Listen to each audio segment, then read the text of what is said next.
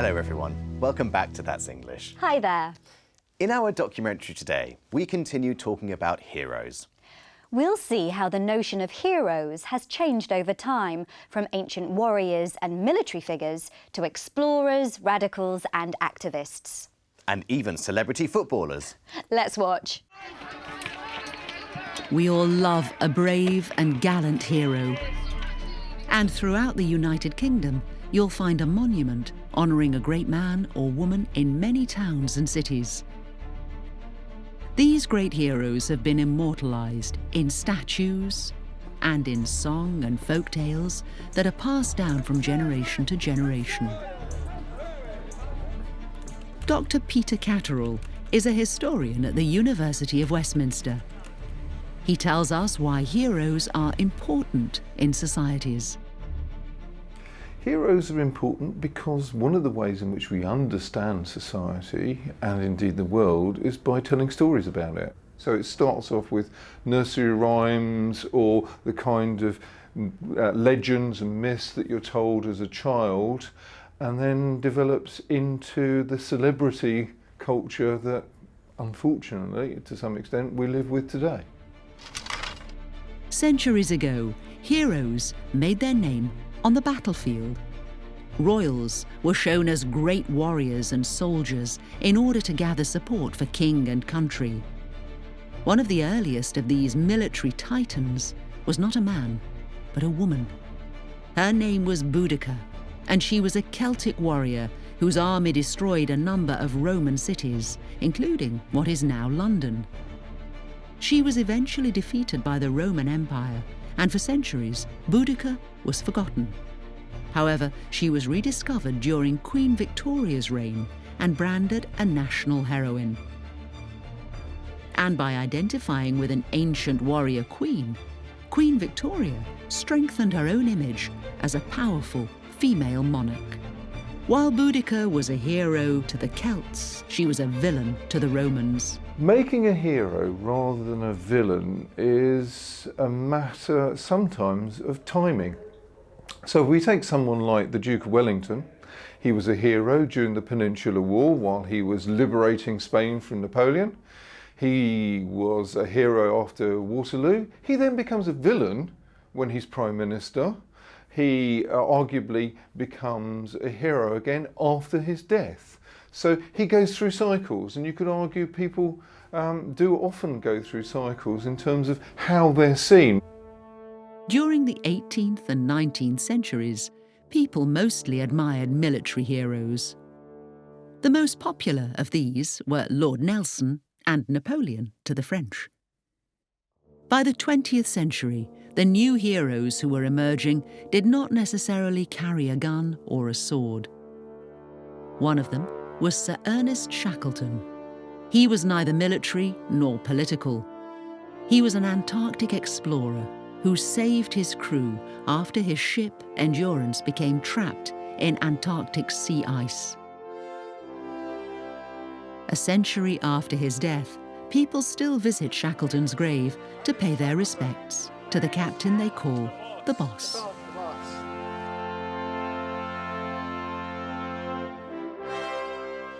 Some people once branded as radicals are now seen as global heroes. One of the things that is noticeable is the way in which retrospectively activists are now being held up as heroes in a way that perhaps they weren't at the time that they were alive because of a changing sensibility. Malala Yousafzai became an international hero at just 12 years old when she spoke out about her life under Taliban occupation. She has since become a respected activist for female education and the youngest ever winner of a Nobel Prize. Why someone like Malala comes to be seen as a hero is, I think, because they were standing up in a situation where very few other people were. The reason why the nature of heroes changed is because the kinds of heroes we need have also changed. It's interesting how people like Boudica can be seen as heroes by some and villains by others. Let's listen again to what Peter said about today's global heroes and how our perceptions of heroes have changed. Why someone like Malala comes to be seen as a hero is, I think, because they were standing up in a situation where very few other people were. The reason why the nature of heroes changed is because the kinds of heroes we need have also changed. Malala was very brave to stand up to the Taliban and speak out, say what she really thought, and her fight for the right to education for girls is admirable. These are the kind of heroes we look for today. Brave people who risk their own lives to help others. Now, let's find out about heroes, or rather heroines, in other countries. We asked our international friends this question. Who are some of your country's national heroines and why? Portia Simpson is a heroine in Jamaica, for she is the first female prime minister that we've had, and she has held the office twice, and in between has been leader of the opposition, so she's been around politically for a while, and that makes her a hero in my books. Nancy Wake is a national heroine, and I believe that is a well-deserved status. She was one of the Second World War's most famous spies and went behind enemy lines to fight the Nazis. She only died in the early years of the 21st century, and she's a global heroine. Katie Taylor is a heroine that comes to my mind. She's currently the gold medalist in the Olympics.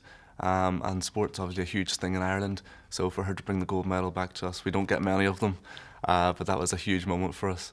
I would say Flora MacDonald is a national heroine for Scotland.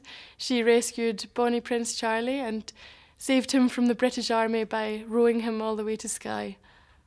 National heroine, I'm not sure how national, but a famous heroine is Katrina Kaif, highest paid actress in India. And how much she deserves, I'm not sure, but she's British, so she doesn't know the language as well, but she's willing to learn, so that's a good thing. Princess Diana is a national heroine. I think she deserves that status considering how much charity work she did. Rosa Parks is a great heroine of mine. She was a civil rights activist who fought against segregation in the 50s.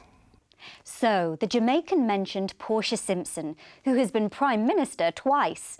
And the woman from New Zealand talked about Nancy Wake, a World War II spy. The Englishman said that Princess Diana was a heroine because of her charity work. And the last speaker mentioned Rosa Parks, the civil rights activist from the 1950s. She was the African-American woman who refused to sit at the back of the bus. Well, now it's time to join Jodie in the USA. Today, she's in Daytona Beach, which is where many American students go for their spring holiday or spring break. Daytona is also famous for motorsports. Jodie pays a visit to the Daytona International Speedway, home to NASCAR, stock car racing.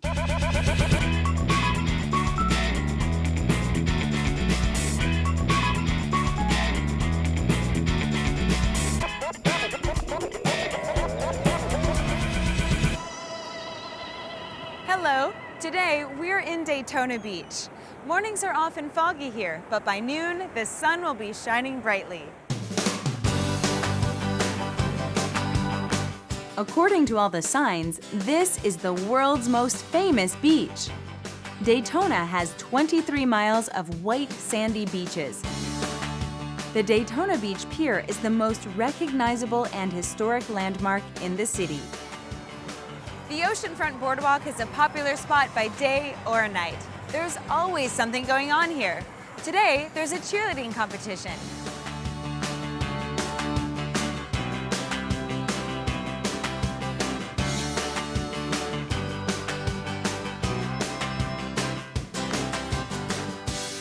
One of the busiest times at Daytona Beach is in the spring, when the city hosts one of the best spring breaks on the Atlantic coast. Spring break is a student holiday taken in the middle of the second semester of the academic year. Students come here from all over the country for a vacation to remember. I'm here with Julie, Danielle, and Devin, who are all spring breaking here. Now, where are you all from? Well, we're all from Maine. Yeah, we go to school in Florida, and we both go to school in Maine. Great. Why did you come down here for spring break? To get away from the snow and to have fun, go to the beach, party, get some tans. Yeah, exactly. There you go. What's a typical day like here in Daytona Beach? Well, we sleep in pretty late, get up, eat breakfast, go to the beach, drink. We just walk to the pier, and then like nightlife, there's some clubs, go out, have fun. So what's been the highlight so far? Probably the beach, for sure. It's been a while since I've been to a beach. So hot. Yeah. Well, you can work on those tans. Have a great day. Thank you so much.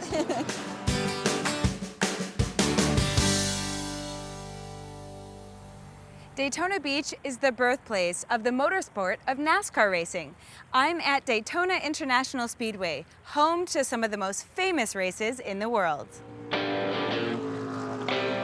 NASCAR stands for National Association for Stock Car Auto Racing. A stock car is any production-based car used in racing. Most American stock cars today may look like standard family vehicles on the surface, but they are really purpose-built racing machines. I'm here with Herb at the World Center of Racing, Daytona International Speedway. Herb, tell us about the history of the Speedway. Opened in February 1959 with the Daytona 500, the great American race. And it was a great American race from the beginning, the idea of NASCAR founder Bill France Sr. What is it that attracts visitors here? The speed that the cars are able to travel around this massive facility and the banking. 31 degrees in the turns, designed to let the cars travel at very high speeds, but also designed to let the spectators in the stands see the racing. Who is the hero at the Speedway? The hero at Daytona, without a doubt, Richard Petty. 7-time NASCAR champion, but also 7-time Daytona 500 champion. Very interesting. Thank you so much. Thank you. This is the Wall of Winners. These are more of Daytona's heroes, all the winners of the Daytona 500 since 1959. This car is a recent winner and was driven by Joey Logano. All this talk of racing makes me want to try it for myself. I'm at Speed Park Motorsports, where I'm going to drive a go-kart.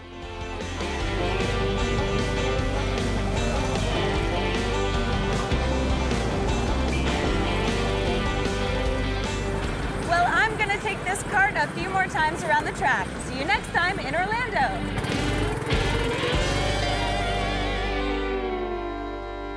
Herb explained that the stock cars can travel very fast at the speedway because of the steep angle or banking. That's the bends or turns of the track. Well, I think I'd prefer to drive a go-kart like Jodie. It's not quite so dangerous. Well, that's all for today. Bye. Bye-bye.